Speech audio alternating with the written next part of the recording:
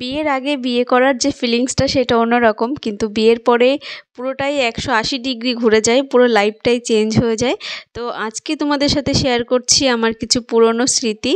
এখানে দেখো বাবা রেডি হয়েছে, তো সবাই মিলে আর কি বেরোচ্ছে। দাদারা এই যে যাচ্ছে, এখন যাচ্ছে হচ্ছে ওদের বাড়িতে, মানে সবাই আজকে ফার্স্ট টাইম যাচ্ছে মানে আমার হাজব্যান্ডের বাড়িতে দেখতে। তো এই ফিলিংসটা সত্যি অন্যরকম ছিল। আমি ঘরে বসে ভিডিও করছিলাম, সবাই যাচ্ছিল আর কি, তো মনে অনেকটা আনন্দ ছিল। তো ভিডিওটা অনেক দিন বাদে তোমাদের সাথে শেয়ার করছি, যেহেতু এখানে বাবা আছে, তো বাবারও অনেক স্মৃতি রয়েছে জড়িয়ে। তো তারপর এই যে মন্দিরে সবাই প্রণাম করে বেরিয়ে পড়লো। তো তারপর হচ্ছে কিছুদিন বাদে ওদের বাড়ি থেকে এসেছিল আমাদের বাড়িতে বিয়ের ডেট ফাইনাল করতে, তো সেই জন্য আর কি হলুদ লাগানো হয়েছে গায়ে।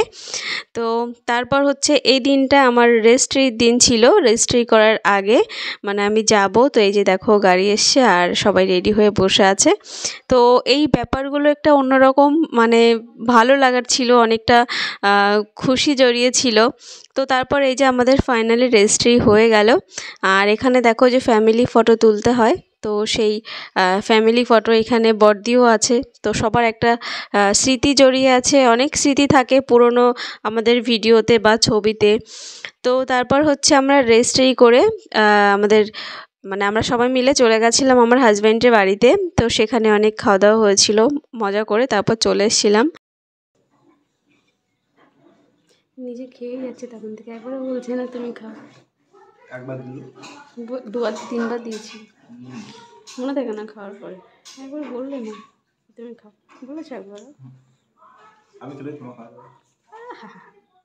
আর ফাইনালি আজকে আমাদের প্রি ওয়েডিং শ্যুট, আর তখন আমার অফিস ছিল আর ও ছুটি পাচ্ছিল না, তো অনেক ম্যানেজ করে আমরা 2টো দিন বের করেছিলাম। 2টো দিন নয়, মানে একটা দিনের মধ্যেই আমরা প্রি ওয়েডিং শ্যুট করেছিলাম। আর মাঝখানে ওদের বাড়িতে একদিন গেছিলাম, তো যে ডিম খাওয়ানোর ভিডিওটা দেখলে আর কি সেটা।